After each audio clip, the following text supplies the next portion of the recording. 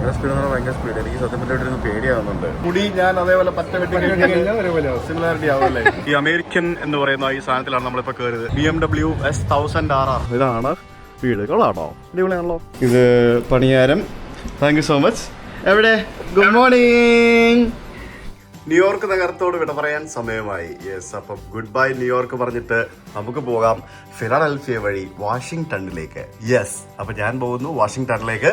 അപ്പോൾ ന്യൂയോർക്കിൽ ഞാൻ കഴിഞ്ഞ ഏതാനും ദിവസങ്ങളിൽ താമസിച്ച എൻ്റെ മുറിയോട് ടാറ്റ ബൈ ബൈ പറഞ്ഞുകൊണ്ട് let's go. Yes, first floor. ഞാൻ breakfast തുടങ്ങിയിട്ടുണ്ടാവില്ല.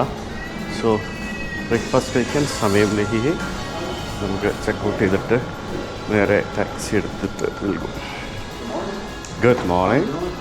How are you? Very well. Checking on. Yeah, checking out. Thank you. Yeah, thank you. രാവിലെ ആയതുകൊണ്ട് പുറത്തൊന്നും ആരും ഇല്ല, ബഹളമൊന്നുമില്ല. രാത്രിയാണല്ലോ ന്യൂയോർക്കിൻ്റെ പ്രധാന പരിപാടികളെല്ലാം നടക്കുന്നത്. അപ്പോൾ നമുക്കിവിടെ പുറത്ത് 7-Eleven ഉണ്ട്. 7-Elevenൽ പോയിട്ട് നമുക്ക് എന്തെങ്കിലും ഒരു ക്വിക്ക് സ്നാക്സ് നമുക്ക് എടുത്തിട്ട് എന്നിട്ട് നമുക്ക് പോകാം. നമുക്ക് ഇവിടെ നിന്ന് മിക്കവാറും ഒരു യൂബർ എടുത്തിട്ട് പോകേണ്ടി വരും. ഞാൻ അവിടെ ബസ് സ്റ്റാൻഡിലേക്ക്. ബഫല്ലോ ചിക്കൻ റോള് ഞാൻ കഴിഞ്ഞ ദിവസം കഴിച്ചായിരുന്നു, നല്ലത്. നമുക്കിനി പോകേണ്ട സ്ഥലം New York mid town 31st and 8th Avenue എന്ന് പറഞ്ഞ സ്ഥലമാണ്. യെല്ലോ ടാക്സി ബുക്ക് ചെയ്യാം. അമേരിക്ക വന്നിട്ട് യെല്ലോ ടാക്സി ബുക്ക് ചെയ്തില്ല, മോശമല്ലേ? ഇത് കണ്ടില്ലേ, ഇതൊരു തെർമോക്കിംഗ് എന്ന് പറഞ്ഞുകൊണ്ട് ഒരു കണ്ടെയ്നറാണ്, കൂൾഡ് കണ്ടെയ്നറാണ്. അതിൻ്റെ ജനറേറ്റർ വർക്ക് ചെയ്യുന്ന സൗണ്ടാണ്. ഫ്രൈറ്റ് ലൈനർ എന്ന് പറഞ്ഞ ഒരു ട്രക്ക്. എന്ത് കിടിലൻ ട്രക്കല്ലേ. ഞാൻ ടാക്സി ബുക്ക് ചെയ്തിട്ട് വെയിറ്റ് ചെയ്യാണ്. ഈസി. അതുള്ളതല്ലേ പരിപാടി.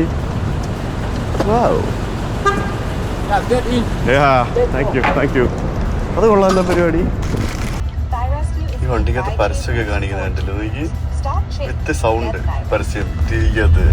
അടിപൊളി. പിന്നെ ഇവിടെ കുറേ സംഭവങ്ങളൊക്കെ എഴുതി വെച്ചിട്ടുണ്ട്. ഡ്രൈവറിനെ ഉപദ്രവിക്കാൻ പാടില്ല, അതായത് തെറി പറയാൻ പാടില്ല, തെറി പറഞ്ഞാൽ 25 വർഷം വരെ അകത്തടക്കാൻ പറ്റുന്ന കുറ്റമാണ് എന്നൊക്കെ പറഞ്ഞ് എഴുതിയിട്ടുണ്ട്. ഇവിടുത്തെ നിയമം അങ്ങനെയാണെന്ന്. നമ്മളിപ്പോൾ വേൾഡ് ട്രേഡ് സെൻറ്ററിൻ്റെ പുറകെ കൂടിയാണ് പോകുന്നത്. കാണുന്നതാണ് വൺ വേൾഡ്, ഇവിടുത്തെ ഏറ്റവും വലിയ കെട്ടിടം എന്ന് പറയുന്നത്. അതായത് ന്യൂയോർക്കിലെ ബുർജ് ഖലീഫ എന്നൊക്കെ വേണമെങ്കിൽ പറയാവുന്ന കെട്ടിടമാണ് ആ കാണുന്നത്. അയ്യോ, ഒന്നും പറയണ്ട. ഇവിടെയൊക്കെ കുറച്ച് കഴിയുമ്പോഴത്തേക്കിനും എന്ത് തിരക്കാവുമെന്നറിയോ, ഇപ്പോൾ ആരുമില്ല. സമയം രാവിലെ 7 മണിയായി. നേരം വെളുത്ത് വരുന്നതേ ഉള്ളൂ. റോഡൊക്കെ കച്ചറയാണ്. കഴിഞ്ഞ ദിവസം നമ്മുടെ മുഖ്യമന്ത്രി പറഞ്ഞത് ശരിയാട്ടോ, ന്യൂയോർക്കിൽ റോഡ് മൊത്തം ചാടി ചാടി ചാടി ചാടി ഇങ്ങനെയാണ് പോകുന്നത്. സ്മൂത്ത് അല്ല ഒട്ടും. ബസ് സ്റ്റാൻഡിൻ്റെ അവിടെ എത്തി. ഇതാണ് നമ്മുടെ ബസ് സ്റ്റാൻഡ്. ഇവിടെ നിന്നാണ് നമ്മുടെ ബസ് പോകുന്നത്. ഈ ടെക്നോളജി കൊള്ളാട്ടോ, പക്ഷേ ഇത് ടൈം കൺസ്യൂമിങ് ആണ്. അതിൻ്റെ മേളിൽ കയറിയിട്ട് വെട്ടിയെടുക്കണം. ഓ, താങ്ക് യു സോ മച്ച്. ഇതാണ് നമ്മൾ പോകേണ്ട നമ്മുടെ ഫ്ലിക്സ് ബസ്സിൻ്റെ വാഷിങ്ടൺ DC പോകുന്ന ബസ്. ഇത് ഇവരുടെ ബസ് സ്റ്റാൻഡ് ഇത്രേ ഉള്ളൂ. ചെറിയ കാണുന്ന ആളുകൾക്ക് ഇരിക്കാനുള്ള സൗകര്യം പോലും ഇല്ലാത്ത ബസ് സ്റ്റാൻഡ്. അതൊക്കെ ഇതൊക്കെ അമേരിക്കയിലാണോ എന്ന് ഞാൻ ആലോചിക്കുന്നത്. പക്ഷേ റെയിൽവേ സ്റ്റേഷൻ അടിപൊളിയാണ്. ഇതാണ് നമ്മുടെ ഇവിടുത്തെ റെയിൽവേ സ്റ്റേഷൻ, കാണുന്ന അടിപൊളി റെയിൽവേ സ്റ്റേഷൻ. പക്ഷേ ഫ്ലിക്സ് ബസ്സിൻ്റെ ബസ് സ്റ്റാൻഡൊക്കെ കണക്കാണ്. ഇതെന്താണ്, വാൻ ഹൂൾ എന്ന് പറഞ്ഞിട്ടൊരു കമ്പനിയുടെ വണ്ടിയാണെന്ന് തോന്നുന്നു. FlixBus to Washington DC എന്നും പറഞ്ഞ് എഴുതിയിട്ടുണ്ട്. ബാഗ് താഴെ വെച്ചിട്ട് നമുക്ക് അകത്ത് കയറാം. To Washington. ഓക്കെ.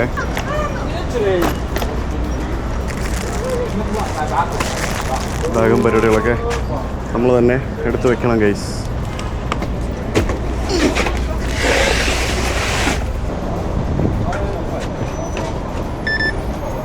അങ്ങനെ ന്യൂയോർക്കിൽ നിന്നും എൻ്റെ വണ്ടി വിട്ടിരിക്കുകയാണ്.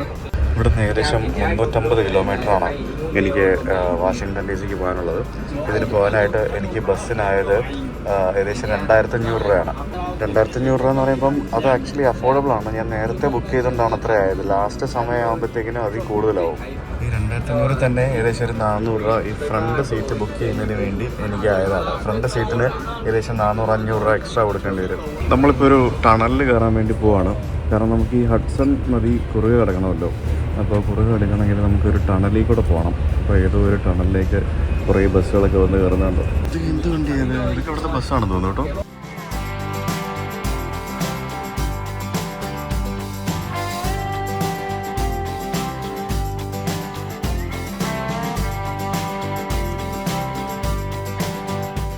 ലിങ്കൺ ടണൽ എന്നായിരുന്നു ആ ടണലിൻ്റെ പേര്.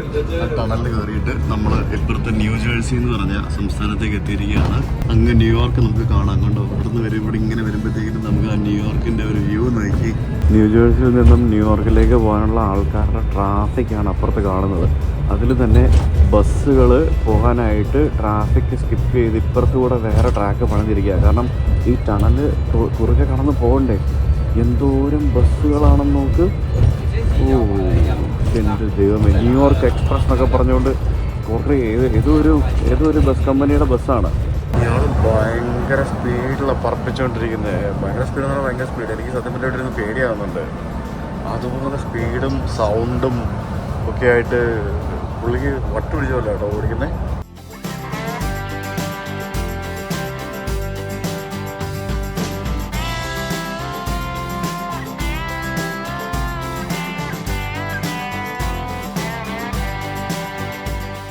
എന്തോ ഒരു വലിയ പാലമാണ്. എന്ത് പാലമാണെന്ന് മനസ്സിലാവുന്നില്ല. ഡെലവെയർ മെമ്മോറിയൽ ബ്രിഡ്ജ് എന്ന് പറഞ്ഞുള്ള ഒരു ബ്രിഡ്ജാണ്.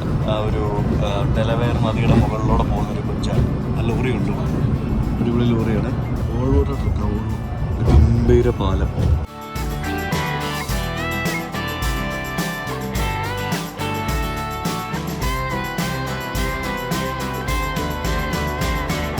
ഇവിടെയും പാലത്തിനൊക്കെ ടോളുണ്ട് കേട്ടോ. അത് ഇപ്പോൾ നമ്മൾ കയറിയ പാലത്തിൻ്റെ ടോളാണ് ഇവിടെ കളക്ട് ചെയ്യുന്നത്.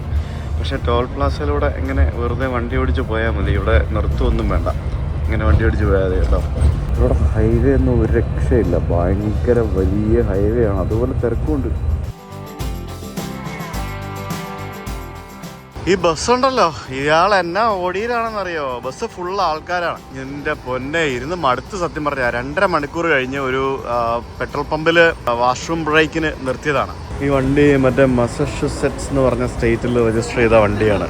നമ്മളിപ്പോൾ ഉള്ളത് ഡെലവെയർ എന്ന് പറഞ്ഞ US സ്റ്റേറ്റിലാണ്. മറ്റൊരു സ്റ്റേറ്റാണ്, ഒരു ചെറിയ സ്റ്റേറ്റാണ്. അപ്പോൾ നമ്മൾ ന്യൂയോർക്ക് പോയി, ന്യൂജേഴ്സി പോയി, ഇപ്പോൾ ഡെലവെയറിൽ വന്നു.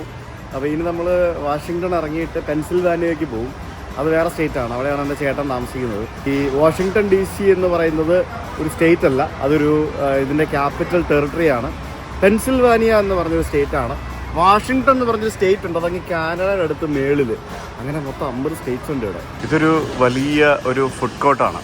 ഈ യാത്രകളൊക്കെ ചെയ്യുന്ന ആളുകൾ വണ്ടി നിർത്തിയിട്ട് ഭക്ഷണം കഴിക്കുന്നതിനും പിന്നെ ബാക്കി ടോയ്ലറ്റ് സൗകര്യങ്ങളൊക്കെ ഉപയോഗിക്കുന്നതിനും വേണ്ടിയുള്ള ഒരു റിക്രിയേഷൻ ഏരിയ. ഈ ഡങ്കിൻ എന്ന് പറയുന്നത് ഇവിടുത്തെ ഒരു ഫേമസ് ചെയിനാണ് കേട്ടോ. എന്തൊക്കെയാണ് അവിടെ കിട്ടുന്നതെന്ന് എനിക്ക് അറിയത്തില്ല, പോയി നോക്കണം. ഞാൻ ഇതുവരെ ഡങ്കിന്നൊന്നും കഴിച്ചൊന്നുമില്ലായിരുന്നു. നമ്മളിപ്പോൾ നിർത്തിയിരിക്കുന്ന ഈ സ്ഥലത്തിൻ്റെ പേര് ദ ബൈഡൻ വെൽക്കം സെൻറ്റർ എന്നാണ്. അതായത് ഇവിടെ എഴുതിയിരിക്കുന്നത് ഈ ഒരു സ്ഥലത്തിന് ഇവർ ബൈഡൻ ഇവിടെ കുറേ കാര്യങ്ങൾ ചെയ്തിട്ടുണ്ട്. അപ്പോൾ അതിൻ്റെ ഒരു മെമ്മോറിയൽ അല്ല, അതിൻ്റെ ഒരു ഇതായിട്ട് പുള്ളിക്ക് ഇവിടെ പുള്ളിയുടെ പേര് ഇവിടെ കൊടുത്തിരിക്കുന്നു എന്നാണ് പറഞ്ഞിരിക്കുന്നത്. പുള്ളിയുടെ ഫാമിലിയും കൂടെ ഇവിടെ വന്നിട്ടുണ്ടെന്നൊക്കെ പറഞ്ഞ് അതിൻ്റെ ഫോട്ടോസൊക്കെ ഇവിടെ വെച്ചിട്ടുണ്ട്. കണ്ടില്ലേ എഴുതിയിരിക്കുന്നത് ബൈഡൻ വെൽക്കം സെൻറ്റർ എന്ന്. ബൈഡൻ ആരാന്നൊക്കെ മനസ്സിലായില്ലേ? നമ്മുടെ മുൻ അമേരിക്കൻ പ്രസിഡന്റ് ബൈഡൻ. ഇവര് ക്യാപിറ്റലിസ്റ്റ് കൺട്രി അല്ലേ, അപ്പോൾ പിന്നെ ഇതുപോലുള്ള പല സംഭവങ്ങളും നമുക്ക് കാണാൻ പറ്റും, ഇഷ്ടംപോലെ കാര്യങ്ങൾ കാണാൻ പറ്റും. ബസ്സിൽ ഈ ഫ്രണ്ട് സീറ്റിൽ ഇവിടെയാണ് ഞാൻ ഇരിക്കുന്നത്. നമ്മൾ പ്ലാസ്റ്റിക് കവറൊക്കെ ഇട്ടിട്ടുണ്ട്. വാള് വയ്ക്കുകയാണെങ്കിൽ ഇടാനല്ലേ വേസ്റ്റ് ഇടാനൊക്കെ ആയിട്ട്, വേസ്റ്റ് ഇടാൻ വേണ്ടിയാണ് പ്ലാസ്റ്റിക് കവർ കൊടുത്തിട്ടുണ്ട്. അടിപൊളി, ഇങ്ങനത്തെ ബസ്സുകളാണ് കേട്ടോ.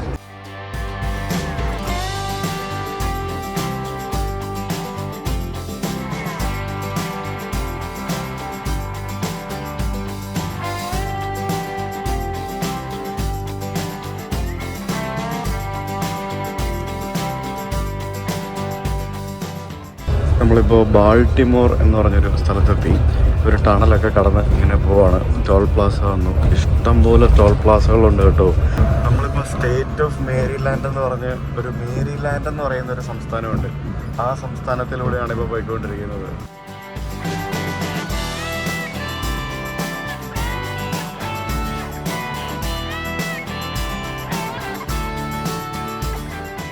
ഞങ്ങൾ എത്തി, ഏകദേശം വാഷിങ്ടൺ എത്താറായി, വാഷിങ്ടൺ DC.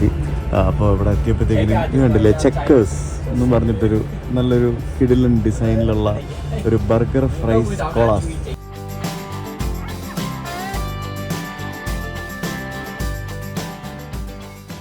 നമ്മളങ്ങനെ എത്തിയിരിക്കുന്നത് അമേരിക്കയുടെ തലസ്ഥാന നഗരത്തിലാണ് ഗൈസ്, വാഷിങ്ടൺ DC. ഇത് ഭയങ്കര വലിയ സിറ്റി ഒന്നുമല്ല കേട്ടോ. അങ്ങനെ നമ്മൾ ന്യൂയോർക്കൊക്കെ കണ്ട പോലെ തന്നെ അത്ര വലിയ സംഭവമൊന്നുമല്ല. ഇത് ഒരു എന്താ പറയുക, ചെറിയ കെട്ടിടങ്ങളൊക്കെ ഉള്ള ഒരു സ്ഥലം. യൂറോപ്പൊക്കെ പോലെ ഇവിടെ ട്രാമൊക്കെ ഉണ്ട് കേട്ടോ. ഇവിടെ ഒരു പ്രോപ്പർ ബസ് സ്റ്റാൻഡ് പോലെ ഒരു ബസ് സ്റ്റാൻഡുണ്ട്, വലിയൊരു ബിൽഡിംഗ് ഉണ്ട്, അങ്ങോട്ടേക്കാണ് കയറുന്നത്. ഇരുന്നിരുന്നിൻ്റെ അടപ്പ് കുറിച്ചു ഗൈസ്, ഒന്നും പറയാനില്ലായിരുന്നു. അങ്ങനെ ഫൈനലി നമ്മൾ വാഷിങ്ടൺ DC-യിലെ യൂണിയൻ സ്റ്റേഷനിലേക്ക് എത്തിയിരിക്കുകയാണ്. Hi Vinay, how are you? Ciao. You've become big man. Thank you. Huh? Bigger than me now. ഇപ്പം വലുതായല്ലോ. പിന്നെ ഇല്ലേ? അതെ. എങ്ങനെയായിരുന്നു യാത്ര? എങ്ങനെയായിരുന്നു? It was nice. 4 hours. Yeah. കുഴപ്പമില്ല. വിശക്കുണ്ടോ? വിശക്കുന്നുണ്ട്. പിന്നെ ഇന്ന് എനിക്ക് രാവിലെ ഇറങ്ങിയോണ്ട് ബ്രേക്ക്ഫാസ്റ്റ് പോലും കഴിച്ചിട്ടില്ല ഞാൻ വരെയൊക്കെ. സോ ദിസ് ഈസ് മൈ എൻ്റെ എന്താ പറയുക ഞാൻ മലയാളത്തിൽ എന്താ പറയുക, എൻ്റെ ഒന്നിയാണ് മലയാളത്തിൽ. വാട്ട് ഈസ് ഒന്നി ഇൻ മലയാളം? ചേച്ചി അല്ലേ? എൻ്റെ ചേട്ടൻ്റെ ഭാര്യ, പിന്നെ ചേട്ടൻ്റെ മക്കൾ, ഇവർ 3 പേര്. ഒരു 23 വർഷമായിട്ട് അമേരിക്കയിലാണ് ഇവർ. ഞാൻ ആദ്യമായിട്ടാണ് ഇവിടെ വന്നിട്ട് ഇവരെ കാണുന്നത് അല്ലേ. First time I am coming here in America and meeting them. So this is Vinay, Vedant, Vishwajith. ഇവരെ ആണ്. ചേട്ടനുണ്ട്, ചേട്ടൻ വണ്ടി പാർക്ക് ചെയ്തിട്ട് വരും. അപ്പോൾ ഞങ്ങളെല്ലാവരും കൂടെ ചേർന്ന് ഇവരുടെ കൂടെ നമ്മളിവിടെ അമേരിക്കയുടെ തലസ്ഥാന നഗരത്തിലെ വാഷിങ്ടൺ DC നടന്ന് കണ്ട് എക്സ്പ്ലോർ ചെയ്യാൻ വേണ്ടി പോവാണ്. അങ്ങനെ നമ്മൾ വാഷിങ്ടൺ DC-യുടെ ആ ഒരു നിരത്തുകളിലൂടെ നമ്മളിങ്ങനെ നടക്കുകയാണ്. അപ്പോൾ ഇവിടെയൊക്കെ ശരിക്കും ഈ കാണുന്ന പല ബിൽഡിങ്ങുകളും ഇവിടുത്തെ ഗവൺമെൻറ് ബിൽഡിങ്ങുകളും ബാക്കിയുള്ള പരിപാടികളൊക്കെയാണ്. ഇവിടെയും ധാരാളം ടൂറിസ്റ്റുകൾ വരുന്ന ഒരു സ്ഥലമാണ്. കാരണം ഈ വൈറ്റ് ഹൗസ് കാണാനും ബാക്കിയുള്ള പല പരിപാടികൾ കാണാനായിട്ടൊക്കെ വരും. ഞാൻ ന്യൂയോർക്കിൽ നിന്നും ഒരു ബസ്സിൽ കയറിയാണ് ഇവിടേക്ക് വന്നത്. ന്യൂയോർക്കിൽ നിന്നും ബസ്സിലോ ട്രെയിനിലോ ഒക്കെ ഇവിടേക്ക് വരാൻ പറ്റും. പിന്നെ ഇവിടുത്തെ നിയർ ബൈ എയർപോർട്ട് എന്ന് പറയുന്നത് ഐ തിങ്ക് എന്താ പറയുക, ഡല്ലസ് എന്ന് പറഞ്ഞൊരു എയർപോർട്ടുണ്ട്. ഡല്ലസ് എയർപോർട്ട് ഇവിടെ വാഷിങ്ടൺ DC-യുടെ അടുത്തുള്ള എയർപോർട്ട്. ഈ വാഷിങ്ടൺ DC എന്ന് പറയുന്നത് ഇതൊരു സംസ്ഥാനമല്ല കേസ്, ഇതൊരു ഡിസ്ട്രിക്റ്റ് ആണ്. അതായത് DC എന്ന് പറഞ്ഞാൽ ഡിസ്ട്രിക്റ്റ് ഓഫ് കൊളംബിയ. നമ്മുടെ ഡൽഹി പോലെ ഒരു യൂണിയൻ ടെറിട്ടറി പോലത്തെ ഒരു സ്ഥലമാണിത്, മനസ്സിലായില്ലേ? ഇതൊരു സ്റ്റേറ്റ് അല്ല, ഇതൊരു സ്റ്റേറ്റിലല്ല ഈ വാഷിങ്ടൺ DC ക്യാപിറ്റൽ ഇരിക്കുന്നത്. ഇവിടെ ഈ സൈഡിലൂടെ വരുമ്പോഴത്തേക്കിനും നമുക്ക് കംപ്ലീറ്റ് ഫുഡ് ട്രക്കുകൾ ഇങ്ങനെ കാണാൻ സാധിക്കും. ഇതൊക്കെ ആ ഒരു ടൂറിസ്റ്റുകളെ കേന്ദ്രീകരിച്ചിട്ടുള്ള ഫുഡ് ട്രക്കുകളാണ്. ഈ ഫുഡ് ട്രക്കുകൾ എനിക്ക് തോന്നുന്നു ഏറ്റവും കൂടുതൽ ഞാൻ കണ്ടിട്ടുള്ളത് ഇവിടെ US-ലാണ് ഇതുവരെ ഞാൻ കണ്ടിട്ടുള്ളത്. എവിടെ പോയാലും ഫുഡ് ട്രക്കുകൾ കാണാം. നമ്മളിപ്പോൾ കയറാൻ പോകുന്നത് national air and space museum എന്ന് പറഞ്ഞിട്ടുള്ള ഇവിടുത്തെ ഒരു വളരെ ഇൻട്രസ്റ്റിംഗ് ആയിട്ടുള്ളൊരു സംഭവമാണ്. അവിടേക്കാണ് കയറുന്നത്. ഇതിനകത്ത് കയറാനായിട്ട് ഒരു പാസ് വേണം, പക്ഷെ ഫ്രീ ആണ് അല്ലേ? ഇവിടെയുള്ള പല മ്യൂസിയങ്ങളിലും കയറാൻ അകത്ത് കയറുന്നതിന് വേണ്ടി പാസ് എടുത്താൽ മതി, ഫ്രീ ആണെന്നാണ് അറിയാൻ സാധിച്ചത്. അപ്പോൾ നേരത്തെ പാസ് ബുക്ക് ചെയ്തിട്ടുണ്ടായിരുന്നു. So I think we can directly go inside. ഇതാണ് മിസ്റ്റർ അജയ് ഭക്തൻ. കാണുമ്പം ഞങ്ങളുടെയൊക്കെ ഫേസ് കട്ട് ഉണ്ടോ? ഞങ്ങൾ ഫേസ് കട്ട് ഉണ്ടോ? ഉണ്ടല്ലേ? ഒന്ന് പിടിച്ച് ക്യാമറ പിടിച്ചത് നോക്കട്ടെ. ഉണ്ടോ? കുറച്ച് മുടി ഞാൻ അതേപോലെ പറ്റ വെട്ടി സിമിലാരിറ്റി ആവുമല്ലേ? നമ്മളിപ്പോൾ വന്നിരിക്കുന്നത് ഇവിടുത്തെ ഒരു നാഷണൽ എയർ സ്പേസ് മ്യൂസിയം എന്ന് പറയുന്ന സ്ഥലത്താണ്. ഇത് ഭയങ്കര ഇൻട്രസ്റ്റിംഗ് ആയിട്ടുള്ള കുറേ കാഴ്ചകൾ നമുക്ക് ഇവിടെ കാണാൻ സാധിക്കുന്ന ഒരു സംഭവമാണ്. അപ്പോൾ നമുക്കിവിടെ ഇത് കണ്ടില്ലേ, ചന്ദ്രനിൽ പോയ നീൽ ആംസ്ട്രോങ്ങും പിന്നെ സ്പേസിൽ പോയ കുരങ്ങനെയും റൈറ്റ് ബ്രദേഴ്സിൻ്റെ വിമാനവും അങ്ങനെയുള്ള പല സംഭവങ്ങൾ എന്തൊക്കെയോ ഇവിടെയൊക്കെ പരിപാടികളൊക്കെ ഉണ്ട്. എന്തായാലും നമുക്ക് ഇതിൻ്റെ ഉള്ളിലേക്ക് നമുക്ക് കയറി പോകാം. തുടക്കത്തിൽ മുതലുള്ള പല സംഭവങ്ങളും നമുക്ക് ഇതിനകത്ത് കാണാൻ സാധിക്കും. അപ്പോൾ ഇവിടെ എന്താന്ന് പറഞ്ഞാൽ the Wright brothers and the invention of the air release. നമ്മളിപ്പോൾ കാണുന്ന ഈ വിമാനങ്ങൾ പറക്കുന്നതിൻ്റെയൊക്കെ ഒരു ബേസിക് അടിത്തറ എന്ന് പറയുന്നത് ഈ കാണുന്ന റൈറ്റ് ബ്രദേഴ്സ് ആയിരുന്നു. ഇവർ രണ്ടുപേരുമാണ് സത്യം പറഞ്ഞാൽ ഈ ലോകത്തെ ആദ്യത്തെ വിമാനം പറത്തിയത്. പക്ഷേ നമ്മുടെ രാമായണത്തിലെ പുഷ്പക വിമാനമാണ് ലോകത്തിലെ ആദ്യത്തെ ഒരു വിമാനത്തിൻ്റെ കൺസെപ്റ്റ് എന്ന് നമുക്ക് വേണേൽ പറയേണ്ടിയിരിക്കുന്നു. അപ്പോൾ പണ്ട് പോലെ പല കൺസെപ്റ്റുകളും നമുക്കറിയാം. അപ്പോൾ കൺസെപ്റ്റ് യാഥാർത്ഥ്യമാക്കിയ ആളുകൾ എന്ന് പറയുന്നത് റൈറ്റ് ബ്രദേഴ്സാണ്. ഈ കാണുന്ന റൈറ്റ് ബ്രദേഴ്സിൻ്റെ കുറേ ചരിത്രങ്ങളും പിന്നെ അവരുടെ തുടക്കകാലം മുതലുള്ള പരിപാടികളും പിന്നെ അവർ പറത്തിയ വിമാനമൊക്കെ നമുക്കിവിടെ കാണാൻ സാധിക്കും. റൈറ്റ് ബ്രദേഴ്സ് ആദ്യമായിട്ട് പറത്തിയ വിമാനത്തിൻ്റെ ഒരു മാതൃകയാണ് നമുക്കിവിടെ കാണുന്നത്. മേ ബി അത് തന്നെയായിരിക്കും, പറയാൻ പറ്റില്ല. ആദ്യമായി പറത്തിയ ഒരു വിമാനം എന്ന് തന്നെ പറയാം. അതിന് മുകളിൽ ഇങ്ങനെ കിടന്നുകൊണ്ടാണ് ഇവർ ഈ ഒരു വിങ്സും ഫ്ലാപ്സും എല്ലാം വെച്ചിട്ട് ഇത് സംഭവങ്ങൾ പറത്തിയത്. അതിൻ്റെ ചിത്രങ്ങളൊക്കെ നമ്മൾ കണ്ടിട്ടുണ്ട്. അപ്പോൾ അതിൻ്റെ ഒരു യഥാർത്ഥ ഒരു രൂപമാണ് നമുക്കിവിടെ ഇങ്ങനെ ഈ ഒരു രീതിയിൽ കാണാൻ സാധിക്കുന്നത്. പിന്നെ പഴയ കുറേ ഫോട്ടോസും വീഡിയോസും ഒക്കെ ആയിട്ട് ഈ ഏവിയേഷൻ എന്തൂസിയാസ്റ്റ് ആയിട്ടുള്ള ആളുകൾക്ക് വന്ന് കാണാൻ പറ്റിയ ഒരു വളരെ മനോഹരമായിട്ടുള്ള ഒരു മ്യൂസിയമാണിത്. ശരിക്കും കുട്ടികളായിട്ടൊക്കെ വരുന്ന ആളുകൾക്കൊക്കെ ഒത്തിരി ഇൻഫോർമേറ്റീവ് ആയിട്ടുള്ള പല കാര്യങ്ങളും ലഭിക്കുന്ന മ്യൂസിയംസാണ്. നിങ്ങൾക്കറിയാം, ഞാൻ അങ്ങനെ മ്യൂസിയം ഒന്നും സന്ദർശിക്കാത്ത ആളാണ്. പക്ഷേ എവിടെ ഒരു ഏവിയേഷൻ മ്യൂസിയം കണ്ടാലും അത് സന്ദർശിക്കാൻ മാക്സിമം ശ്രമിക്കുന്ന ഒരാളാണ് ഞാൻ. കാരണം എനിക്ക് ഈ ഒരു ഇൻഡസ്ട്രിയും ഏവിയേഷൻ ഇൻഡസ്ട്രിയും ഭയങ്കര ഇഷ്ടമുള്ള ഒരാളായതുകൊണ്ട് ഞാനത് മാക്സിമം എവിടെ ചാൻസ് കിട്ടിയാലും ഞാൻ കയറാറുണ്ട്. 1900 കാലഘട്ടത്തിലെ റൈറ്റ് ഗ്ലൈഡർ, അതിൻ്റെ ഒരു ചിത്രം, ആ പറക്കുന്ന ഒരു ചിത്രമാണ് നമുക്കിവിടെ കാണാൻ സാധിക്കുന്നത്. 24 കിലോ ആയിരുന്നു അതിൻ്റെ ആകെയുള്ള വെയിറ്റ് എന്ന് പറയുന്നത്. അപ്പോൾ ഇത് ആദ്യം ഉണ്ടാക്കിയ ഗ്ലൈഡർ, പിന്നെ 1902 ഗ്ലൈഡർ, പിന്നെ 1903 റൈറ്റ് ഫ്ലയർ. ആ റൈറ്റ് ഫ്ലയറാണ് നമുക്ക് ഇവിടെ ഇങ്ങനെ കാണാൻ സാധിക്കുന്നത്. ഈ വിമാനം ഉണ്ടാക്കുന്നതിന് മുമ്പായിട്ട് ഇവർ ഇതുപോലെയുള്ള പല പരിപാടികളും സംഭവങ്ങളൊക്കെ ചെയ്ത് വലിയൊരു റിസർച്ചൊക്കെ ചെയ്തിട്ടാണ് ഇങ്ങനെയുള്ള സംഭവങ്ങളൊക്കെ ഇതിനകത്തേക്ക് ഇറങ്ങിയത്. അപ്പോൾ അതിൻ്റെ ഭാഗമായിട്ട് അവർ ചെയ്ത വിൻഡ് ടണലുകളും അങ്ങനെയുള്ള പല സംഭവങ്ങളും അതിൻ്റെയൊക്കെ ചിത്രങ്ങളും വിവരങ്ങളൊക്കെ ഇവിടെ കൊടുത്തിട്ടുണ്ട്. ഹേയ്, എയർബസ് ആണല്ലോ ഇരിക്കുന്നത്, ബോയിങ് അല്ലല്ലോ. ഞാനിത് ഇതെന്താണ് എയർബസ് ഇരിക്കുന്നത് ഇവിടെ? അമേരിക്ക ബൈ എയർ എന്നും പറഞ്ഞുകൊണ്ട്, അമേരിക്കൻ എയർലൈൻസ്, ഡെൽറ്റ എയർലൈൻസ് ഒക്കെ പറഞ്ഞുകൊണ്ട്, ഇത് ഒരു എനിക്കൊന്നൊരു സിമുലേറ്ററിൻ്റെ എന്തോ സെറ്റപ്പാണെന്ന് തോന്നുന്നു. പോയി നോക്കട്ടെ അകത്ത്. അത് തന്നെ സിമുലേറ്ററാണത്. ഈ അമേരിക്ക എന്ന് പറയുന്നത് ലോകത്തെ ഏറ്റവും കൂടുതൽ വിമാനങ്ങളുള്ള ഒരു രാജ്യമാണ്. അതായത് ഏറ്റവും വലിയ എയർ ട്രാഫിക് ഉള്ള രാജ്യമാണ് അമേരിക്ക എന്ന് പറയുന്നത്. അപ്പോൾ അതുകൊണ്ട് തന്നെ പണ്ട് മുതലേ ആളുകൾ ഇതുപോലെയുള്ള പല പല സംഭവങ്ങൾ നമുക്കിവിടെ കാണാൻ സാധിക്കും. പിന്നെ വളരെ യുണീക്കായിട്ടുള്ള വിമാനങ്ങളും അത്തരത്തിലുള്ള പല സംഭവങ്ങളും നമുക്ക് US കാണാൻ സാധിക്കും. പല പല ബോയിങ്ങിൻ്റെയൊക്കെ വെറൈറ്റി കിടിലൻ മോഡലുകൾ, മറ്റ് പല രാജ്യങ്ങളിലും അധികം കാണാത്ത പല ബോയിങ് മോഡലുകളൊക്കെ നമുക്കിവിടെ പല എയർലൈൻസും പാസഞ്ചർ വിമാനങ്ങളായിട്ട് ഓടിക്കുന്നതൊക്കെ നമുക്ക് കാണാൻ സാധിക്കും. അതുകൊണ്ട് തന്നെ ഏവിയേഷൻ്റെ രംഗത്ത് അമേരിക്കയുടെ ഒരു സംഭാവന എന്ന് പറയുന്നത് വലിയൊരു സംഭവമാണ്. ഇപ്പോൾ അമേരിക്കയും ഫ്രാൻസും തമ്മിലാണല്ലോ ശക്തമായ കോമ്പറ്റീഷൻ നടക്കുന്നത്, അമേരിക്കയും യൂറോപ്പും തമ്മിൽ, അതായത് ബോയിങ്ങും എയർബസും തമ്മിൽ. അതിനിടയ്ക്ക് ഇപ്പോൾ ചൈനയും പുതിയ കൊമാക്ക് എന്നൊക്കെ പറഞ്ഞുകൊണ്ട് പുതിയ സംഭവങ്ങളൊക്കെ ആയിട്ട് വരുന്നുണ്ട്. കഴിഞ്ഞ ദിവസം ഒരു വാർത്ത കണ്ടായിരുന്നു, എയർബസ് വെട്ടിപ്പൊളിച്ചെടുത്ത് ഡിസ്മാൻഡിൽ ചെയ്തുണ്ടാക്കിയതാണ് ചൈനയുടെ പുതിയ വിമാനം എന്നൊക്കെ പറഞ്ഞുള്ള വാർത്തകളൊക്കെ ഞാൻ കണ്ടായിരുന്നു. ഇവിടെ നമ്മളൊക്കെ നാട്ടിൽ നമുക്കൊക്കെ കാറും മറ്റ് വാഹനങ്ങളും പിന്നെ ഈ ലേക്കിൻ്റെ അടുത്തുള്ള ആൾക്കാർ അല്ലെങ്കിൽ നദിയുടെ അടുത്തുള്ള ആൾക്കാർ വള്ളം ബോട്ടൊക്കെ വാങ്ങുന്ന പോലെ ഇവിടെ പല ആൾക്കാരും ഫ്ലൈയിങ് ഭയങ്കര ക്രേസുള്ള ആൾക്കാരുണ്ട്. ഈ ഫ്ലൈയിങ് ചെയ്യുന്നതിന് വേണ്ടി ഇവർ ചെറു വിമാനങ്ങളൊക്കെ അത്യാവശ്യം പൈസ കൊടുത്ത് വാങ്ങിച്ചിട്ട് ഇവർ സ്വന്തമായിട്ട് പാടങ്ങളിലും പിന്നെ അതേപോലെ തന്നെ ചെറുതും വലുതുമായ പല എയർപോർട്ടുകളിലും ഒക്കെ ഫ്ലൈയിങ് ക്ലബ്ബുകളിലൊക്കെ പോയി നിരന്തരം ഫ്ലൈ ചെയ്യുകയും അങ്ങോട്ടും ഇങ്ങോട്ടും പറത്തിപ്പോവുകയും ഫൺ ഫ്ലൈയിങ് എന്നൊക്കെ പറഞ്ഞുകൊണ്ട് ഭയങ്കര വലിയൊരു കൺസെപ്റ്റുള്ള ഒരു രാജ്യമാണ് അമേരിക്ക എന്ന് പറയുന്നത്. അതുകൊണ്ട് തന്നെ ധാരാളം ചെറു വിമാനങ്ങളും അമേരിക്കയിൽ നമുക്ക് പല സ്ഥലത്തും ഉണ്ട്. കുറച്ചും കൂടെ ഫ്ലൈയിങ് എന്ന് പറയുന്നതിന് ഭയങ്കര ഒരു വണ്ടി ഓടിക്കുന്ന ലാഘവത്തിൽ ആൾക്കാർ കാണുന്ന ഒരു സ്ഥലമാണ് ശരിക്കും അമേരിക്ക എന്ന് പറയുന്നത്. ഞാൻ ഇൻസ്റ്റാഗ്രാമിൽ ഒരു പയ്യനെ ഫോളോ ചെയ്യുന്നുണ്ട്. അവൻ ഈ ലോകത്തെ എല്ലാ ഭൂഖണ്ഡങ്ങളും ഒരു ചെറിയ വിമാനത്തിൽ ഒറ്റയ്ക്ക് സോളോ ട്രാവൽ ചെയ്ത് പോകുന്ന രീതിയിൽ ഒരു യാത്ര നടത്തുന്നുണ്ട്. ക്യാൻസർ അവയർനെസ്സിന് വേണ്ടി ഫണ്ട് റേസ് ചെയ്യുന്നതിന് വേണ്ടി ചെയ്യുന്നൊരു യാത്രയാണ് പുള്ളി. എത്താൻഗുവോ എന്നാണ് പുള്ളിയുടെ പേര്. എനിക്കൊന്നൊരു ചൈനീസ് ഒറിജിൻ അമേരിക്കനോ കനേഡിയനോ കണ്ടാണ് പുള്ളി. ഒരു രക്ഷയില്ല, പയ്യനാണ്, ടീനേജറാണ്, 18-19 വയസ്സേ ഉള്ളൂ. 13ാമത്തെ വയസ്സിൽ ഫ്ലൈയിങ് തുടങ്ങിയതാണ് അവനിപ്പോൾ. കഴിഞ്ഞ ദിവസം അന്റാർട്ടിക്കയിൽ പോയിട്ട് വിമാനം എന്തോ ഇറക്കിയിട്ട് എന്തോ ചിലിയുടെ ഭാഗത്തെന്തോ പോയിട്ട് പെർമിഷൻ ഇല്ലാതെ എന്തോ ഇറക്കിയെന്നൊക്കെ പറഞ്ഞുകൊണ്ട് കുറച്ച് വിവാദത്തിലും നിയമ നടപടിയിലൊക്കെ നേരിട്ടുകൊണ്ടിരിക്കുകയാണ്. ഞാൻ കഴിഞ്ഞ കുറേ നാളായിട്ട് ഫോളോ ചെയ്യുന്നൊരു വ്യക്തിയാണ്. ചെറുപ്രായത്തിലൊക്കെ ആൾക്കാർ പിള്ളേരൊക്കെ വിമാനം എടുത്തങ്ങ് ഇറങ്ങും. എന്താല്ലേ, ആമസോൺ പ്രൈമിൻ്റെ ഒരു ഡെലിവറി ഡ്രോണിൻ്റെ ഒരു കൺസെപ്റ്റ് അവിടെ ഇരിക്കുന്നുണ്ടല്ലേ. ഭാവിയിൽ ഇതൊക്കെ ആയിരിക്കും ഡെലിവറി ചെയ്യാനായിട്ട് വരുന്നത്. അങ്ങനെയുള്ള പല സംഭവങ്ങളുണ്ട്.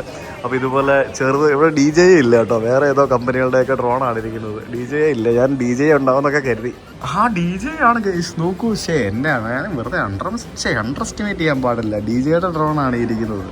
Amazon prime air, Amazon's first official drone delivery in December 2016. ഇത് കണ്ടില്ലേ, ഇത് ഓർബിസ് സർജറി സിമുലേറ്റർ എന്ന് പറഞ്ഞുകൊണ്ട് വിമാനത്തിനുള്ളിൽ ഒരു ഫ്ലൈയിങ് ഐ ഹോസ്പിറ്റൽ ക്രിയേറ്റ് ചെയ്തിരുന്നു, ഓർബിസ് എന്ന് പറഞ്ഞിട്ട്. നമ്മുടെ നാട്ടിലൊക്കെ ആശുപത്രികൾ, ഐ ഹോസ്പിറ്റലും ആയുർവേദ ആശുപത്രികളൊക്കെ കാരവൻ പോലെയുള്ള ബസ്സുകളൊക്കെ ഇറക്കി പരിപാടി ചെയ്യുമ്പോൾ ഇവിടെ ഓർബിസ് എന്ന് പറയുന്ന ഒരു ഡഗ്ലസ് DC-8 എയർലൈനർ വിമാനം എടുത്തിട്ട് അവരത് ഒരു സഞ്ചരിക്കുന്ന ഐ ഹോസ്പിറ്റലാക്കി മാറ്റി. മനസ്സിലായില്ലേ? ആ ഒരു സഞ്ചരിക്കുന്ന ഐ ഹോസ്പിറ്റലിന്റെ ഒരു ഇന്റീരിയർ ഇതാണ്. നമുക്കൊരു സർജിക്കൽ ഏരിയ ആണ് ഈ കാണുന്നത്. ഇവിടെ ഒരു അമേരിക്കൻ യുദ്ധവിമാനം തലകീഴായിട്ട് വെച്ചിട്ടുണ്ട്. അതെന്താണ് അങ്ങനെ വെച്ചിരിക്കുന്നത് എനിക്കറിയത്തില്ല. പിന്നെ മുകളിൽ നമുക്ക് വലിയ കുറേ വിമാനങ്ങൾ ഇങ്ങനെ കെട്ടിത്തൂക്കി ഇട്ടിട്ടുണ്ട്. പല സംഭവങ്ങളൊക്കെ അവിടെ ഇവിടേക്ക് ഇങ്ങനെ തൂക്കിയിട്ടിട്ടുണ്ട്.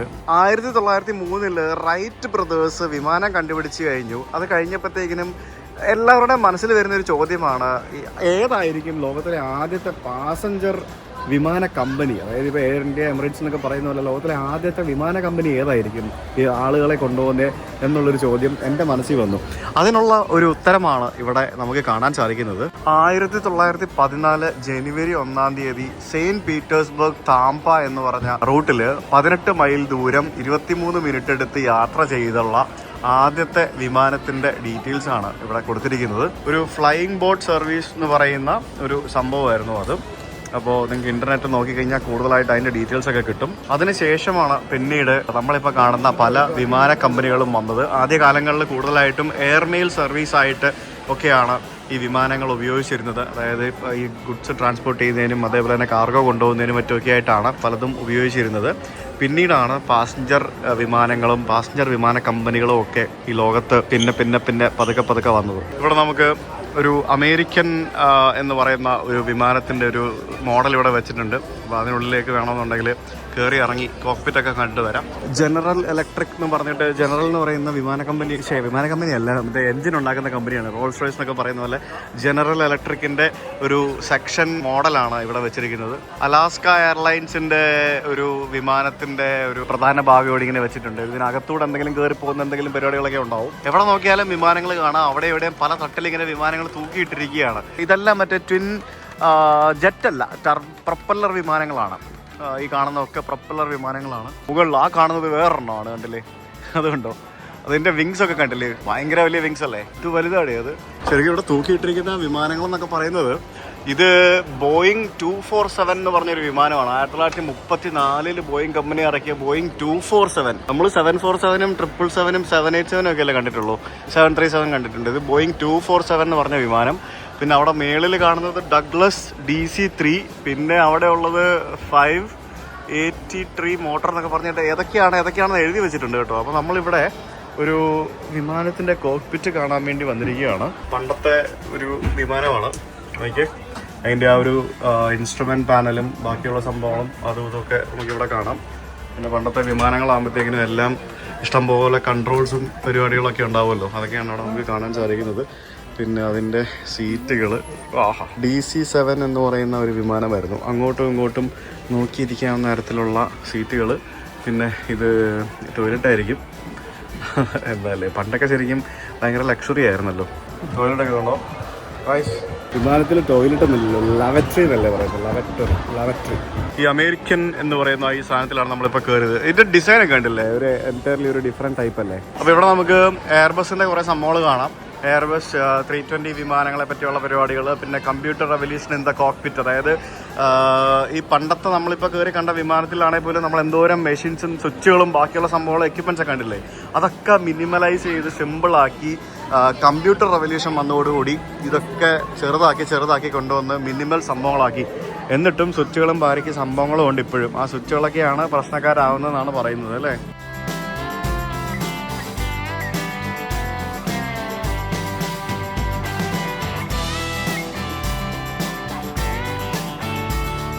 കയറി വരുമ്പോൾ നമുക്കിവിടെ മുകളിൽ ഇവിടെ ഒരു US എയർഫോഴ്സിൻ്റെ ഒരു വിമാനം നമുക്കിവിടെ കാണാൻ സാധിക്കും. US എയർഫോഴ്സിൻ്റെ വിമാനമാണ് ഗൈസ്. നോക്കൂ, ഇതെന്താണ് ഇങ്ങനെ ഇത് തലതിരിച്ചല്ലേ വെച്ചിരിക്കുന്നത്? തലതിരിച്ച് വെച്ചിരിക്കുകയാണ്, കണ്ടില്ലേ? ഇത് ഈ പറഞ്ഞ പോലെ ഒരു ഗ്ലൈഡർ വിമാനം ആണെന്ന് തോന്നുന്നു. ഇത് നേഷൻ ഓഫ് സ്പീഡ് എന്നും പറഞ്ഞുകൊണ്ട് ഇതിനകത്ത് വണ്ടിയൊക്കെയാണല്ലോ വെച്ചേക്കുന്നത്. NASA X-43A സ്ക്രാംജെറ്റ് എന്ന് പറഞ്ഞൊരു സാധനം കണ്ടോ? സ്ക്രാംജെറ്റ് 2001 ഡെവലപ്പ് ചെയ്തതാണ്. അതിൻ്റെ ഒരു ഫോട്ടോ ആണ് അവിടെ വെച്ചിരിക്കുന്നത്. ഇതിൻ്റെ ടോപ്പ് സ്പീഡ് എന്ന് പറയുന്നത് 12,200 km/h. എന്നാലും ചോദിക്കേ, 12,200 km/h എന്ന് പറയുമ്പോഴത്തേക്കിനും അമേരിക്കയിൽ നിന്ന് ഇന്ത്യയിലേക്ക് 1 മണിക്കൂർ 1.5 മണിക്കൂർ കൊണ്ട് പറന്നെത്താൻ പറ്റുന്ന സാധനം. അതായത് സ്പീഡ് എന്ന് പറയുന്നത് ഒരു ഫല്യം. അതായത് ഇവിടെ ആർക്കും സമയമില്ല, എല്ലാവരും ഫാസ്റ്റായിട്ട് എത്തണം. അതുകൊണ്ടാണ് അമേരിക്കയിൽ ട്രെയിനിനെക്കാട്ടി പോപ്പുലറായിട്ട് ആളുകൾ ഫ്ലൈ ചെയ്യുന്നത്. മനസ്സിലായില്ലേ? ഇവിടെ എല്ലാം ഫ്ലൈയിങ് ആണ് കൂടുതലും. ട്രെയിനിനെക്കാട്ടി കൂടുതൽ ഫ്ലൈയിങ് ആണ് ആളുകൾ ചെയ്യുന്നത്. സമയം എന്ന് പറയുന്നൊരു സംഭവം ഇല്ലാത്തത് കൊണ്ട് തന്നെ എല്ലാവരും സ്പീഡിൻ്റെ പുറത്താണ്. കുട്ടികൾക്ക് ആർക്കും മലയാളം അറിയില്ല കേട്ടോ. മലയാളം വെച്ചാൽ മൂത്ത ആൾക്ക് മാത്രം മലയാളം അറിയാം. ഇവർക്ക് എല്ലാവർക്കും കൊങ്കണി അറിയാം. എനിക്ക് കൊങ്കണി കുറച്ച് അറിയുള്ളൂ. പക്ഷേ ഇവർക്ക് എല്ലാവർക്കും നല്ല അടിപൊളിയായിട്ട് കൊങ്കണി അറിയാം. കൊങ്കണി ഇംഗ്ലീഷാണ് അവർ സംസാരിക്കുന്നത്. ഒരു 10-20 വർഷമായിട്ട് ഇവിടെ അമേരിക്കയിൽ ജീവിക്കുന്ന ആൾക്കാരല്ലേ. അപ്പോൾ കുട്ടികളാണെങ്കിലും അവർ ബോൺ ആൻഡ് ബോട്ടപ്പ് ഹിയർ. അപ്പോൾ കൊങ്കണി ഞങ്ങളുടെ ഒരു മദർ ടങ് ആയതുകൊണ്ട് ദേ ഓൾ സ്പീക്ക് കൊങ്കണി. ഞാൻ ഇവരോട് കൊങ്കണിയിലും ഇംഗ്ലീഷിലുമാണ് സംസാരിക്കുന്നത്. ഹാർലി ഡേവിഡ്സൺ XR750 ഇതൊക്കെ ഇവിടെ വെച്ചിട്ടുണ്ട് കേട്ടോ. ഇത്രയും വേഗതയിൽ പോകുന്ന സാധനങ്ങളുടെയൊക്കെ എൻജിനും പിന്നെ അതിനോടനുബന്ധിച്ചുള്ള ടർബോജെറ്റ് എൻജിനും പല പരിപാടികളുള്ള സംഭവങ്ങളൊക്കെയാണ് ഇവിടെ വെച്ചിരിക്കുന്നത്. പിന്നെ ഈ ഹൈ സ്പീഡ് കോൾഡ് വാർ ഫൈറ്റേഴ്സ് എന്നും പറഞ്ഞുകൊണ്ട് ഇവിടെ കുറേ സംഭവങ്ങളൊക്കെ കാണാൻ സാധിക്കും. ഈ സ്പീഡിന് പോകാൻ വേണ്ടി ഇതിൻ്റെയൊക്കെ ഡിസൈൻസൊക്കെ മാറ്റി ചെയ്തിരിക്കുന്നതും പിന്നെ അതിനെ അത്രയും സ്പീഡിൽ പോകുമ്പോഴത്തേക്കിനും ഈ മിലിറ്ററി ഫ്ലൈറ്റിലൊക്കെ അവർക്ക് ഉപയോഗിക്കേണ്ട അവരുടെ വസ്ത്രങ്ങളും ബാക്കിയുള്ള സംഭവങ്ങളും ഒക്കെ ഇവിടെ ഇങ്ങനെ പ്രദർശിപ്പിച്ചിട്ടുണ്ട്. BMW S1000RR. ഈ ഏർലിൻ സിൽസ് എന്ന് പറയുന്ന ആള് ഈ കാണുന്ന BMW S1000RR എന്ന് പറയുന്ന ഈ ഒരു ബൈക്ക് ഉപയോഗിച്ച് വേൾഡിൽ തന്നെ ലാൻഡിൽ ഏറ്റവും സ്പീഡിൽ വണ്ടി ഓടിച്ച റെക്കോർഡായിട്ടുള്ള 352.9 km/h സ്പീഡ് ടോപ്പ് സ്പീഡിൽ ഈ വണ്ടി ഓടിച്ചതിന്റെ ഒരു റെക്കോർഡ് കരസ്ഥമാക്കിയിട്ടുണ്ട്. ആ വണ്ടിയാണ് ഇവിടെ വെച്ചിരിക്കുന്നത്.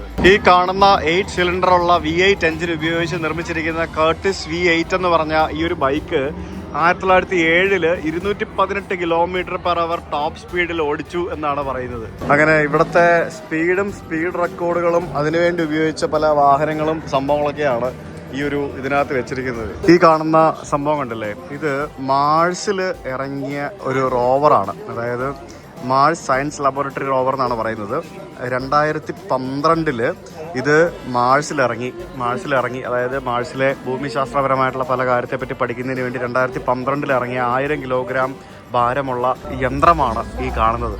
ഇപ്പുറത്ത് നമുക്ക് മറ്റൊരു മാഴ്സ് എക്സ്പ്ലോറേഷൻ റോവർ കാണാൻ സാധിക്കും. ഇതും അത്തരത്തിലുള്ള ഒരു സെയിം സംഭവം തന്നെയാണ്. ഇത് 2004 ഇറങ്ങിയതാണ്. ഇതിനകത്താണെങ്കിൽ മൊത്തം ഗ്രഹങ്ങളെ പറ്റിയുള്ള പരിപാടികളാണ്. അതായത് ഇവര് ഭൂമിയിലും അല്ല ആകാശത്തും അല്ല അതിൻ്റെ മേളിൽ വേറെ എവിടേക്കൊക്കെ പോകാൻ പറ്റും അവിടേക്കെല്ലാം പോയിക്കൊണ്ടിരിക്കുന്ന കഥകളും കാര്യങ്ങളുമാണ് ഇവിടെ മൊത്തം പറഞ്ഞുകൊണ്ടിരിക്കുന്നത്.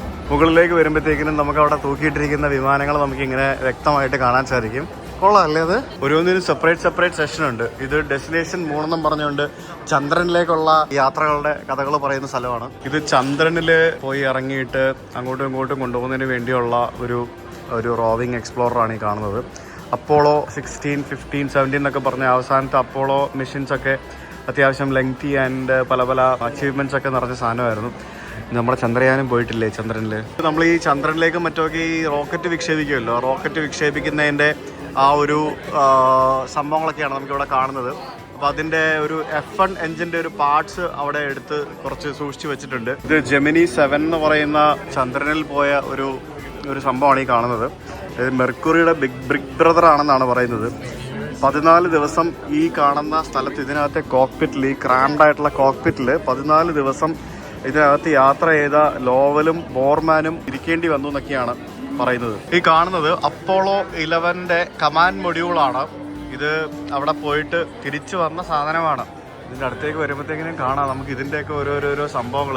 ഇതിനകത്ത് ആളുകൾ ഇരുന്ന് 1-2 പേർക്ക് ഇരിക്കാനുള്ള സ്ഥലമുണ്ട്. പിന്നെ അതിൻ്റെ ആ ഒരു പുറത്തെ ചട്ടക്കൂടുകളൊക്കെ നോക്കി. ഇതൊക്കെ ഇത് സംഭവമല്ലേ? ഇത് കാണുമ്പോഴത്തേക്കിനും നമ്മൾ ഈ അന്യഗ്രഹം എന്നൊക്കെ പറയുമ്പം നമ്മുടെ നാട്ടിൽ അന്യഗ്രഹ ജീവികൾ വന്നു കഴിഞ്ഞാൽ എങ്ങനെ ഉണ്ടാവും, അതേപോലെ ഇതുപോലൊരു സാധനം അവിടെ ഉള്ള ആൾക്കാർ കാണുവാണെങ്കിൽ അവരെന്തായിരിക്കും നോക്കുന്നതിനെ പറ്റി. ഈ സ്പേസ് ട്രിപ്പ്, അന്യഗ്രഹ സംഭവങ്ങളെന്നൊക്കെ പറഞ്ഞ് ഓരോരോ സംഭവങ്ങൾ ഇതൊക്കെ തിരിച്ചു കൊണ്ടുവന്നുകൊണ്ടല്ലേ നമുക്കിത് കാണാൻ പറ്റുന്നത് അല്ലേ? ഇല്ലേ കാണാൻ പറ്റുമോ? തിരിച്ചു കൊണ്ടുവന്ന് കടലിലിറക്കി, കടലിൽ വീണ്, കടലിൽ നിന്ന് വാരി എടുത്തോണ്ട് വന്ന. അതെ, അതിവിടെ വെച്ചിരിക്കുന്നതുകൊണ്ട് നമുക്ക് ഇതൊക്കെ കാണാൻ പറ്റുന്നുണ്ട്. ഇല്ലെങ്കിൽ നമുക്ക് ഇതൊക്കെ കാണാൻ പറ്റുമോ? ഇതെന്താ തൂക്കിയിട്ടിരിക്കുന്നത് എനിക്കറിയത്തില്ല. എന്തായാലും എന്തോ ഒരു മൾട്ടിപർപ്പസ്, എനിക്ക് തോന്നുന്നു യുദ്ധവിമാനം പോലത്തെ എന്തോ ഒരു സാധനമാണ്. ഇവിടെ ഒരു മ്യൂസിയം സ്റ്റോർ ഉണ്ട്. അവിടെ എന്തായാലും ഞാൻ കയറും. അവിടെ നമുക്ക് എന്തെങ്കിലും ഒരു സാധനം കിട്ടും. ഞാൻ പ്ലെയിൻസ് വാങ്ങാറുണ്ട്, പക്ഷേ ഋഷിക്കുട്ടിന് കൊടുക്കാറില്ല. ഞാൻ എൻ്റെ കസ്റ്റഡിയിൽ വെക്കത്തേ ഉള്ളൂ. ഓ വാവ്, അടിപൊളി. US air force.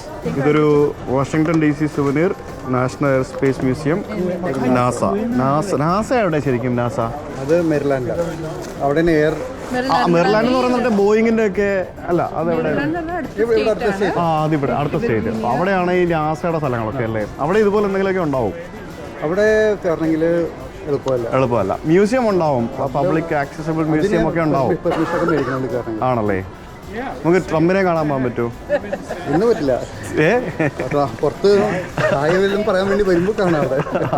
അങ്ങനെ വരാറുണ്ടോ പുറത്ത്? ഇല്ല അല്ലേ? ട്രംപിനെ വീണ്ടും മുന്നിൽ നമുക്ക് ഉണ്ടാവുന്നൊക്കെ നോക്കാം. പുറത്തുനിന്ന് ജനലിൽ കൂടി എന്തെങ്കിലും കാണുന്നുണ്ടോ എന്ന് നോക്കാം. അവിടെ ഇതിനകത്തുണ്ടല്ലോ ഇല്ലാത്ത സാധനങ്ങളൊന്നുമില്ല. എന്തോരം സുവനീറുകളും സംഭവങ്ങളും എല്ലാം ചൈനീസ് പ്രോഡക്റ്റ് ആയിരിക്കും മിക്കവാറും. ഇഷ്ടം പോലെ സാധനങ്ങളുണ്ട്. ഭയങ്കര വലിയൊരു സ്റ്റോറ്. കീച്ചെയിനൊക്കെ കിട്ടും. മറ്റേ കോൺകോഡിൻ്റെ കീച്ചെയിൻ ഇതല്ലേ, കോൺകോഡിൻ്റെ കീച്ചെയിനിൽ ഇത് ആണോ? അല്ല, ഇങ്ങനെ സാധനങ്ങളൊക്കെ കിട്ടും. പല സംഭവം നാഷണൽ എയർസ്പേസ് മ്യൂസിയം എന്നൊക്കെ പറഞ്ഞുകൊണ്ട് ഇൻട്രസ്റ്റിംഗ് ഷോപ്പ്. എനിക്ക് ഭയങ്കര ഇഷ്ടമാണ് ഇത്. വിമാനങ്ങളുടെ സ്കെയിൽ മോഡൽസ് വല്ലതും ഉണ്ടോ എന്ന് നോക്കട്ടെ. അങ്ങനെ എന്തെങ്കിലും സാധനങ്ങളൊക്കെ ഉണ്ടാവും. അതല്ലാതെ ഇവിടെ എന്തൊക്കെയോ സംഭവങ്ങളൊക്കെ ഉണ്ട് കേട്ടോ. കുട്ടി കുട്ടി വിമാനങ്ങൾ. പിന്നെ മറ്റേ ഡിസ്കവറി ഇല്ലേ, ഡിസ്കവറിയാണിത്. അങ്ങനത്തെ കുറേ സാധനങ്ങളൊക്കെ ഇവിടെ ഇഷ്ടം പോലെ. ഓനെ പൊളിച്ച് അടിപൊളി കേട്ടോ. ഇതൊക്കെ ഉണ്ടെങ്കിൽ വാങ്ങിച്ച് വീട്ടിൽ കൊണ്ട് വെക്കാം വേണമെന്നുള്ളവർക്ക്. അങ്ങനെ ഞാനിവിടെ വന്നപ്പോഴത്തേക്കിന് മഴ പെയ്തു അല്ലേ. ഞാൻ മഴയും കൊണ്ടാണ് വന്നത്. ഇവിടെ മഴ ഉണ്ടായിരുന്നോ? ഇടയ്ക്കിടയ്ക്ക് മഴയുണ്ടായിരുന്നു. ഞങ്ങളിവിടെ വന്നിട്ട് ഞങ്ങൾ കുറച്ച് സ്ഥലങ്ങളൊക്കെ എക്സ്പ്ലോർ ചെയ്തുകൊണ്ടിരിക്കുകയായിരുന്നു. അതിനിടയ്ക്കാണ് മഴ പെയ്തത്. മഴയെന്ന് പറഞ്ഞു കഴിഞ്ഞാൽ ലെഫ്റ്റ് അമ്മേ ഒന്നും കാണുന്നില്ലേ. അങ്ങനെ ഭയങ്കര മഴ എന്ന് പറഞ്ഞാൽ ഭയങ്കര മഴയായിരുന്നു. സോ ഇപ്പോൾ ഞങ്ങൾ നാലുപേരും കൂടെ തിരിച്ച് ഇവരുടെ വീട്ടിലേക്ക് പോവാണ്. അപ്പോൾ നിങ്ങൾ താമസിക്കുന്നത് ഏത് സ്റ്റേറ്റിലാണ്? Virginia state. അപ്പോൾ ഇവിടെ നിന്ന് എത്ര കിലോമീറ്റർ ഉണ്ട്? ഒരു 1 hour 30 മൈൽസ് ഇവിടെ നിന്ന് മാറി വെർജീനിയ എന്ന് പറഞ്ഞ സ്ഥലത്താണ് ഇവർ താമസിക്കുന്നത്. മാനസ് പാർക്ക് അല്ലേ? മനാസസ് പാർക്ക്. അത് ആ സ്ഥലത്തിൻ്റെ പേരാണോ, വില്ലേജിൻ്റെ പേരാണോ, കൗണ്ടിയുടെ പേരാണോ? സിറ്റി. ഓക്കെ. മനാസസ് പാർക്ക് എന്ന് പറഞ്ഞ സ്ഥലത്തേക്കാണ് പോകുന്നത്. ഭയങ്കര ട്രാഫിക്കും ഭയങ്കര മഴയും. Finally we are here. So this is your house. It's beautiful. കൊള്ളാലോ, അടിപൊളിയാണല്ലോ. നല്ല എനിക്ക് പച്ചപ്പ് നിറഞ്ഞ സ്ഥലം. ശരിക്കും ഇതൊരു is a countryside? It's a suburb. Okay. Wow, ഇത് നാട്ടിനെക്കാട്ടി പച്ചപ്പും ഹരിതാപം ഇവിടെ ഉണ്ടല്ലോ. നമ്മൾ പറയും കേരളത്തിലാണ് പച്ചപ്പ് ഹരിതാപം എന്ന്. So it's better than that. Give to me. I'll take. ഞാൻ ഇതുപോലത്തെയൊക്കെയുള്ള നെയ്ബർഹുഡ്സൊക്കെ ശരിക്കും ഞാൻ ഇതിൽ മാത്രമേ കണ്ടിട്ടുള്ളൂ. ഈ ടി വിക്കകത്തും സീരിയലിനകത്തും പിന്നെ അമേരിക്കൻ എന്താ പറയുക സീരീസുകളുണ്ടല്ലോ, അതിനകത്ത് മാത്രമേ ഞാൻ ഇങ്ങനെയുള്ള നെയ്ബർഹുഡ്സൊക്കെ കണ്ടിട്ടുള്ളൂ. സോ ഇതാണ് വീട്. കൊള്ളാട്ടോ, അടിപൊളിയാണല്ലോ. ഇത് ശരിക്കും എൻ്റെ അച്ഛൻ്റെ ചേട്ടൻ്റെ മകനാണ്. അതായത് എൻ്റെ സ്വന്തം ചേട്ടൻ, അതായത് അച്ഛൻ്റെ ചേട്ടൻ്റെ മകൻ. അപ്പോൾ ഇവർ 20 വർഷത്തിലധികമായിട്ട് അവർ US വന്നാണ്, ജോലിയായിട്ട് വന്നതാണ്. പിന്നെ ഒരു ഫാമിലി ആയിട്ട് ഇവിടെ സെറ്റിൽഡായി. ഇവിടെ വെച്ചിട്ടാണ് 3 കുട്ടികളും ഉണ്ടായത്. സോ അങ്ങനെ ഇപ്പം അമേരിക്കക്കാരായി. അപ്പോൾ ഞങ്ങൾ ഇങ്ങനെ ഇടയ്ക്ക് നാട്ടിൽ വരുമ്പോഴാണ് കാണുന്നത്. ഇപ്പം ലാസ്റ്റായിട്ട് എൻ്റെ ഫ്ലാറ്റിൽ ഹൗസ് വാമിങ് കഴിഞ്ഞിട്ട് അവർ വന്നിരുന്നു.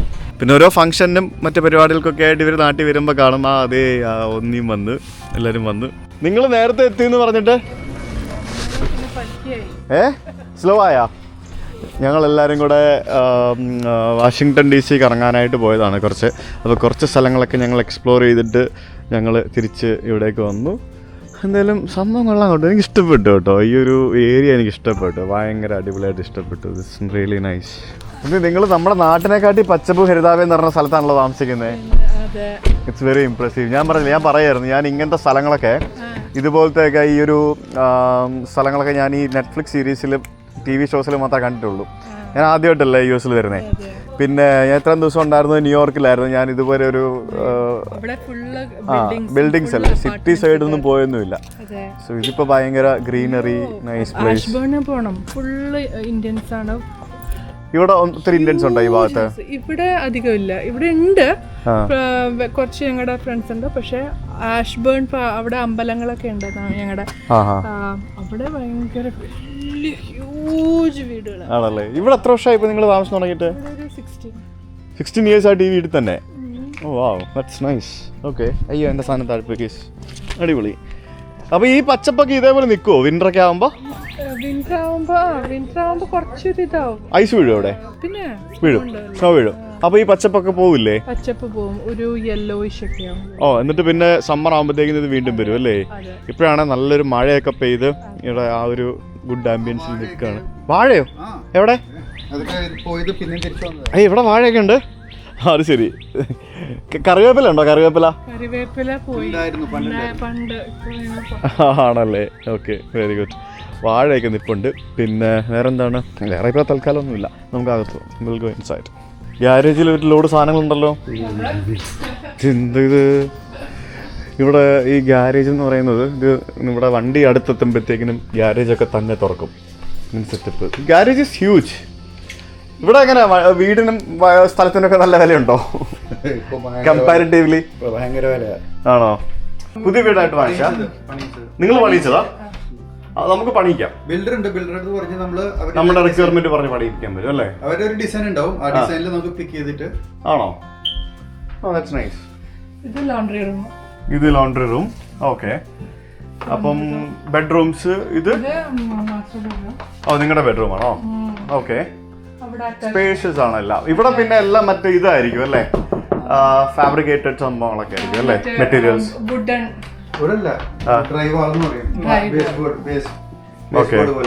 ആണല്ലേ? Okay okay, nice. മൊത്തം അപ്പം 3 ബെഡ്റൂംസ് മുകളില്. ഇതാണ് എന്റെ മുറി. ഇതാണ്. ഇത് ആരുടെ മുറിയാ ശരിക്കും? ഇത് ആണോ? ഓക്കെ. സോ അതിപ്പം ഞാനാണ് അവിടെ. വന്നുടനെ ഡ്രസ്സൊക്കെ മാറിയോ? ഇത് അജയന്റെ വർക്ക് സ്പേസാ? Work space and bed. ഇവിടെ അജയന്ന് വഴക്കുണ്ടാക്കിയിട്ടോടാണോ കിടക്കുന്നത്? നിങ്ങൾ അടി ഉണ്ടാക്കുന്നതോടോ? മറ്റേ മെത്തൊന്നും വേണ്ട, വെറുതെ ഫ്ലാറ്റ് സർഫസ് മതി എന്ന് പറഞ്ഞു പുള്ളി വഴക്കുണ്ടാക്കുമ്പോഴായിരിക്കും കിടക്കുന്നല്ലേ? ഓക്കെ. അല്ല, എനിക്ക് ശരിക്കും വീട് ഒത്തിരി ഇഷ്ടപ്പെട്ടു കേട്ടോ.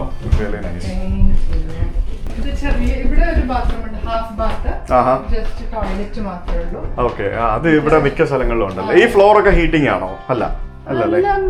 ആണല്ലേ? ഓക്കെ. മനസ്സിലായി. ഓ, ഇതിപ്പം living area and dining area. പിന്നെ ഇവിടെ നിന്ന് പുറത്തിറങ്ങാൻ പറ്റുമോ? ഇല്ല, പുറത്തില്ല. ഇവിടെ ജസ്റ്റ് ബാക്ക് ലോൺ അല്ലേ? പക്ഷെ വേറെ ഒന്നുമില്ല. ഇതിപ്പോ എത്ര സ്ഥലം ഉണ്ടാവും മൊത്തത്തില്?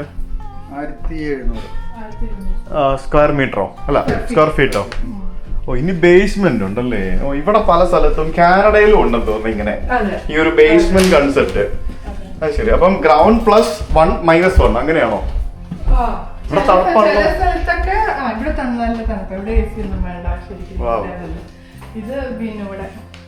അപ്പൊ ഇത് ചെയ്തെടുത്താ ഇങ്ങനെ പണിതെടുക്കാം. അതായത് കംപ്ലീറ്റ് ആയിട്ട് ബേസ്മെന്റ് അവര് നമ്മള് അഡീഷണൽ കൊടുക്കണം. അഡീഷണൽ കൊടുത്താല് അവര് പിന്നെ വെറുതെ ഒന്നും ഫിനിഷ് ചെയ്യാത്ത. മനസ്സിലായി. ഇത് ബാത്റൂം. കൂൾ. നിന്റെ ആണോ? ഓ, അത് ശരി. വിനുവിന്റെ സ്പേസ് ആണല്ലേ? Okay, very good. വിനുവിന് അത്യാവശ്യം കുറച്ചെങ്കിലും മലയാളം മനസ്സിലാവുള്ളൂ. ഇതെന്താണിത്? ഇത് ആരുടെ സ്പേസ്? യൂട്ടിലിറ്റി. ഇവിടെയാണ് ഹീറ്റർ, വാട്ടർ ഹീറ്റർ. മറ്റേ ഈ ചൂടുവെള്ളം ഉണ്ടാക്കി ഹീറ്റ് ചെയ്യുന്ന സിസ്റ്റം ആണല്ലേ? ഇത് AC ഡക്ട്. സെൻട്രലൈസ്ഡ് ആണോ? ഓ, ഇതാണ് മെറ്റീരിയല് ഇവര് ഇതൊക്കെ ഉണ്ടാക്കുന്നത് അല്ലേ? മറ്റേ എന്തിനു പറയുന്നേ? സംതിങ് കൈൻഡ് ഓഫ് വുഡാണ്. അപ്പൊ ഈ തടി, ഈ ചെതലിരിക്കുന്ന പരിപാടി ഒന്നും സംഭവിക്കില്ല? അങ്ങനത്തെ പരിപാടി ഒന്നുമില്ല. ട്രീറ്റ് ചെയ്യും. പക്ഷേ അവര് ഒരു ബേസിക് ട്രീറ്റിംഗ് ഉണ്ട്. പിന്നെ നമ്മൾ മെയിൻറ്റെയിൻ ചെയ്യണം. നമ്മൾ നോക്കണം, പുറത്തുനിന്ന് സാധനങ്ങളൊന്നും കയറി ഉള്ളിൽ കയറി വരാതെ നോക്കണം. പിന്നെ എനിക്ക് തോന്നുന്നു ഇതിന് ട്രീറ്റ്മെന്റ്സ് ഉണ്ടാവും. മറ്റേ ഇടയ്ക്കിടയ്ക്ക് പെസ്റ്റ് കൺട്രോൾസ് പോലത്തെ പരിപാടികൾ ഉണ്ടാവും അല്ലേ? ചില സ്ഥലത്ത് വാക്ക്-ഇൻ ബേസ്മെന്റ്, വാക്ക്-ഔട്ട് ബേസ്മെന്റ്സ് ഉണ്ടാവും. ഇവിടെ തന്നെ നമുക്ക് ഡോർ ഉണ്ടാവും. നമ്മളത് ഓപ്ഷൻ ചെയ്തില്ല. ഓക്കെ. ഇതിപ്പോ പുറത്ത് ഒന്നും ഇല്ലല്ലോ. ഇതിപ്പോ അടിയിലേക്കല്ലേ? ഓ, ഇവിടെ നിന്ന് മേപ്പോട്ട് കയറാനായിട്ട്. മനസ്സിലാവും. ചില അങ്ങനെ റെന്റിനൊക്കെ കൊടുക്കുന്നുണ്ട് ആൾക്കാരല്ലേ? ഇത് ആക്ച്വലി ഇത് രക്ഷപ്പെടാൻ പറഞ്ഞാൽ ഇവിടെ എന്തെങ്കിലും സംഭവിച്ചു കഴിഞ്ഞാല് ഓക്കെ, എസ്കേപ്പിന് വേണ്ടിയുള്ളതാ. പക്ഷെ അതേ സമയത്ത് വേണേ കള്ളന്മാർക്ക് കയറുകയും ചെയ്യാം.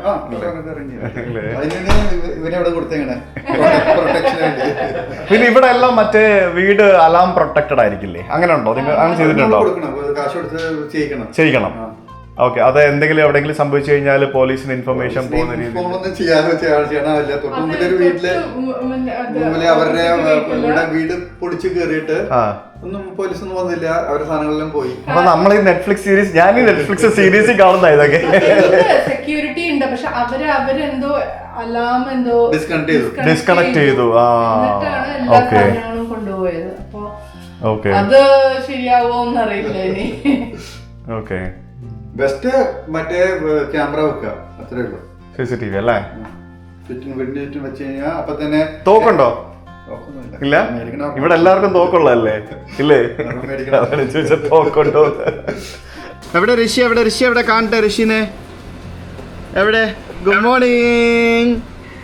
മോർണിംഗ് ഋഷി. എനിക്ക് വേണോ? ഇവിടെ ആരൊക്കെ ഉണ്ടെന്ന് നോക്കിയേ. Do you remember this Annu? Hello. Who is he? Last December I will cover. മറന്നുപോയോ? അന്നേരം മറന്നുപോയോ? ഉറക്കത്തിൽ എണീറ്റ് ഇരിക്കുക. ഓ മൈ ഗോഡ്, ഇത്രയും ദിവസം ശ്വേത പറഞ്ഞ പോലെ പച്ചക്കറി കഴിച്ചുകൊണ്ടിരുന്ന എനിക്ക് പണിയാരം എന്ന് പറയുന്നത് നമ്മുടെ ഉണ്ണിയപ്പത്തിൻ്റെ സാധനം. ഇത് paniyaram. Thank you so much. And sambar. ആ സാമ്പാർ കടുക് ചേർത്തപ്പോഴത്തേക്കിന് എന്ത് മണമായിരുന്നു എന്നറിയോ? And chutney. Very good. ഇവർ എല്ലാവരും വെജിറ്റേറിയൻസ് ആണ് അല്ലേ? അപ്പം പിള്ളേരും എല്ലാവരും അപ്പോഴൊന്നും പ്രശ്നമൊന്നുമില്ല, എല്ലാവർക്കും വെജിറ്റേറിയൻസ് ആണ്. How is it like being vegetarian in this country? Options കുറവാണ്, പുറത്ത് പോയാൽ ഓപ്ഷൻസ് കുറവാണ്. പ്രാക്ടീസ് ചെയ്യാം. അങ്ങനെ ബർഗേഴ്സ് ഒന്നും കഴിക്കാൻ പറ്റില്ല. വെജ് ബർഗേഴ്സ് ഒന്നും കിട്ടത്തുമില്ല അല്ലേ? ചില ബർഗർ കിങ്ങിലൊക്കെ വെജ് ബർഗേഴ്സ് കിട്ടും. Veg burgers okay. ഒരു സാറ്റിസ്ഫാക്ഷൻ എന്ന് പറയാൻ പറ്റില്ല. പിന്നെ ഒരു ടേസ്റ്റ്, അക്വയർഡ് ടേസ്റ്റ് ഇല്ല, നമ്മളത് കഴിച്ച് നമ്മൾ ഓക്കെ ആവും. എന്നാലും ഉണ്ട്, ഓപ്ഷൻസ് ഉണ്ട്, കുറവാണ്, limited options. Okay, very impressive. ഇവിടെ ഇന്ത്യൻ ഫുഡ് കിട്ടുമോ, സാധനങ്ങൾ കിട്ടുമെന്ന് ചോദിക്കേണ്ട ആവശ്യമില്ല. നമ്മുടെ നാട്ടിൽ കിട്ടുന്നതിൽ കിട്ടാത്ത സാധനങ്ങൾ വരെ വേണമെങ്കിൽ ഇവിടെ കിട്ടും. എനിക്ക് തോന്നുന്നു യൂറോപ്പിനെക്കാട്ടി പണ്ട് മുതലേ ഇന്ത്യയും US-ഉമായിട്ട് ഭയങ്കര ട്രേഡിങ് ആയിരുന്നല്ലോ പണ്ട് പോലെ. നല്ല സാധനങ്ങൾ, ഈ സാധനങ്ങൾ മാത്രമല്ല പല സാധനങ്ങൾ, പല കാര്യങ്ങളും നല്ല ക്വാളിറ്റിയിലുള്ള സാധനങ്ങൾ എവരിവെയർ, ഓൾമോസ്റ്റ് എല്ലായിടത്തും കിട്ടും. വളരെ നല്ല ഒരു ഇന്ത്യൻ പോപ്പുലേഷൻ ഉള്ളൊരു രാജ്യമാണ് US എന്ന് പറയുന്നത്. പണ്ട് കാലം മുതൽ മൈഗ്രേറ്റഡ് ആയിട്ടുള്ള ധാരാളം ആൾക്കാരുള്ള സ്ഥലമാണ്. സോ അതിൻ്റെ ആയിട്ടുള്ള സംഭവങ്ങളൊക്കെ ഇവിടെയുണ്ട്. ഞങ്ങൾ കഴിക്കട്ടെ.